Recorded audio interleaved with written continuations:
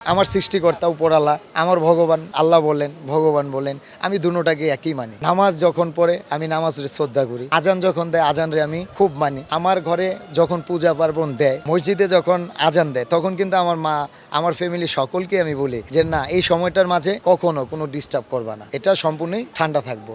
ওনাদের নামাজ আমি সম্মান করি। কেন করি? কারণ ধর্ম, যার যার ধর্ম তার তার কাছে বড়। আর মানুষ ধর্মকে যদি শ্রদ্ধা করে সেই প্রকৃত মানুষ হয়, আর এটাই হওয়া উচিত। আমার বাবা মা আমাকে খাওয়িয়ে পালিয়ে এত বড় করছে, হাত পা নিয়ে সুস্থভাবে আছি, বাবা মার দেখশন করতে পারতেছি, এটাই আমি সবচেয়ে বড় পাওনা। আসলে একটা বাবা মার স্বপ্ন তো থাকে অনেক, যে তার ছেলেকে ভালোভাবে রাখবে, 10টা দিয়ে ছেলেকে একটু মানুষ করবে, মানুষের মতো মানুষ হবে, একটা চাকরি পাবে, একটা স্বপ্ন পূরণ করবে, বাবা মার অংশীদার হয়ে দাঁড়াবে।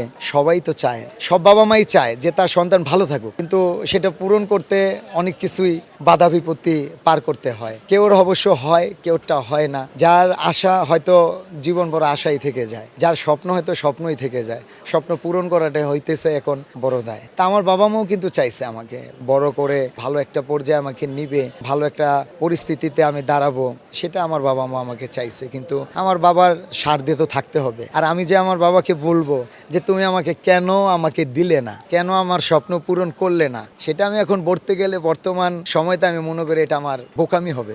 বর্তমান যুগে ঢাকা শহর থাকতে হলে ভাই, একটা ফ্যামিলি চালাইতে হলে 40 হতে 50,000 টাকা তার মিনিমাম ইনকাম থাকতে হবে। এখন আমার বাবা ইনকাম করে মাত্র 20 হতে 25,000 টাকা। সেই ক্ষেত্রে আমি আমার ফ্যামিলি রক্ষা করব না, আমার ভবিষ্যৎ দেখবে। আমার বাবাকে আমি ধন্য মনে করি যে না, আমার বাবা মা আমাকে খাওয়িয়ে পালিয়ে এত বড় করছে, ভগবান দিলে আমি এখন হাত পা নিয়ে সুস্থভাবে আছি, বাবা মার দেখশন করতে পারতেছি, এটি আমি সবচেয়ে বড় পাওনা।